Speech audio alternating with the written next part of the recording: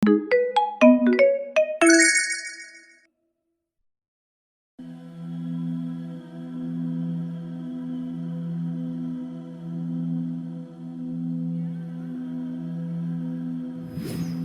semua makhluk hidup, tanaman berproduksi untuk memastikan generasi mendatang. Tetapi karena tanaman tidak dapat berpindah dari satu tempat ke tempat lain, maka mereka memerlukan cara untuk memindahkan serbuk sari dari satu tanaman ke tanaman yang lain.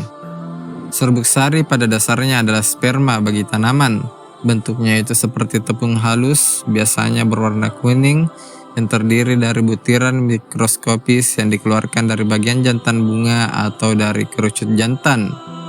Setiap butiran mengandung gamet jantan yang dapat membuahi sel telur betina yang menjadi tujuan pengangkutan serbuk sari. Pada beberapa tumbuhan, proses reproduksinya dilakukan oleh angin. Artinya, angin membawa butiran serbuk sari dari satu tumbuhan ke tumbuhan yang lain. Oleh karena itu, tumbuhan beradaptasi dengan proses ini dengan perhitungan yang mereka buat. Dan ada pula yang memindahkan serbuk sarinya ke tumbuhan lain melalui serangga. Jenis tumbuhan ini tahu bagaimana cara menarik serangga ke arah mereka. Untuk itu, mereka menggunakan berbagai metode. Mereka mencoba mengenali apa yang disukai oleh serangga. Setelah mengetahui jenis nektar dan aroma yang disukai serangga, mereka mencoba menghasilkan aroma dan nektar itu melalui beberapa proses kimia yang mereka lakukan.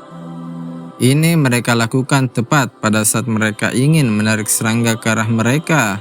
Mereka juga tahu rasa apa yang disukai oleh serangga, dan mereka mencoba untuk memenuhi semua kesukaan serangga itu. Ini karena mereka ingin menarik serangga agar mereka dapat mentransfer serbuk sari mereka ke tanaman lain melalui serangga. Dan jika mereka tidak dapat menarik serangga dengan satu metode, mereka langsung memilih metode yang lain. Selain itu, tanaman juga bisa menghitung berapa banyak serbuk sari, jarak, dan durasi dalam proses transfer oleh serangga. Dan mereka menghasilkan jumlah serbuk sari yang tepat menurut perhitungan mereka. Mereka juga memperhitungkan kendala dan hambatan yang mungkin terjadi dalam proses pemindahan serbuk sari itu dari satu tanaman ke tanaman yang lain. Dan mereka mencoba mengurangi penghalang itu semaksimal mungkin sehingga jumlah serbuk sari yang telah tertakar dapat ditransfer dalam durasi dan jarak yang tepat. Tidak diragukan lagi, serangga itu sendiri juga memainkan peranan penting dalam mekanisme ini. Tentu saja skenario seperti itu tampaknya tidak masuk akal karena skenario ini berlawanan dengan logika. Tidak ada satupun dari metode tadi yang tampaknya bisa dilakukan oleh tumbuhan, karena tumbuhan tersebut tidak dapat menentukan arah angin. Tumbuhan tersebut juga tidak dapat mengukur waktu. Tumbuhan tersebut tidak dapat merencanakan strategi untuk menarik serangga, atau tumbuhan tersebut tidak dapat memprediksi kendala dalam proses pemindahan serbuk sari itu. Sangat jelas bahwa makhluk tanpa kecerdasan tidak mungkin bisa melakukan semua perhitungan ini, karena mereka tidak memiliki pengetahuan untuk menyelesaikan semua aktivitas luar biasa ini. Mereka bahkan tidak mempunyai informasi yang akurat tentang diri mereka sendiri. Jadi siapa yang bertanggung jawab atas perhitungan yang tepat ini yang memfasilitasi mekanisme reproduksi pada tumbuhan? Jika kita berasumsi bahwa mereka melakukannya murni dengan insting mereka, itu tidak sepenuhnya benar karena masih belum bisa memberikan penjelasan apapun mengapa begitu harmonis dan selaras antara angin, serangga, dan tumbuhan dalam mekanisme ini. Pada kenyataannya, keselarasan yang memungkinkan mekanisme ini terjadi membutuhkan seorang perancang. Perancang yang telah menciptakan tumbuhan, angin, dan serangga. Perancang yang mengetahui kebutuhan makhluk-makhluk ini dengan sangat baik. Perancang yang merancang dan mengontrol sistem ini. Dialah Allah yang menjadikan segala yang ada di bumi untuk kamu.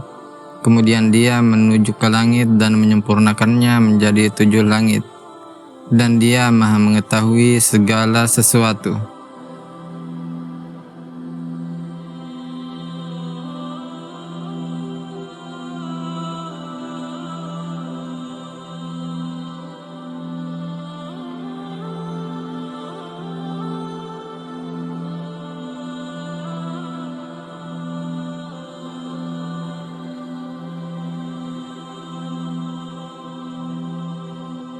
Dan Tuhanmu mewahyukan kepada lebah, buatlah sarang-sarang di bukit-bukit, di pohon-pohon kayu, dan di tempat-tempat yang dibikin manusia.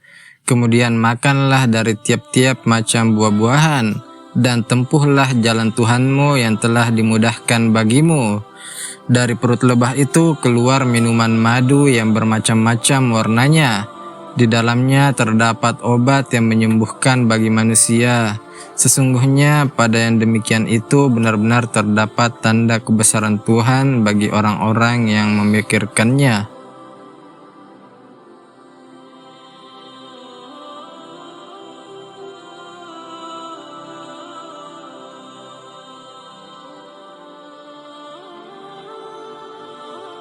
Adalah Allah yang mengatur segala aktivitas dari tanaman-tanaman itu dan memberi inspirasi kepada serangga untuk mengikuti perintahnya dan memudahkan proses reproduksi pada tumbuhan. Lebih jauh lagi, jenis kelamin jantan dan betina pada tumbuhan dan peranan angin dalam proses reproduksi tumbuhan yang baru-baru ini ditemukan sebenarnya sudah disebutkan dalam Al-Quran sejak 14 abad yang lalu.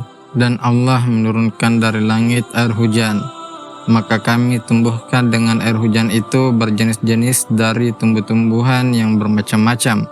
Dan kami telah meniupkan angin yang mengawinkan, dan kami turunkan hujan dari langit, lalu kami beri minum kamu dengan air itu, dan sekali-sekali bukanlah kamu yang menyimpannya.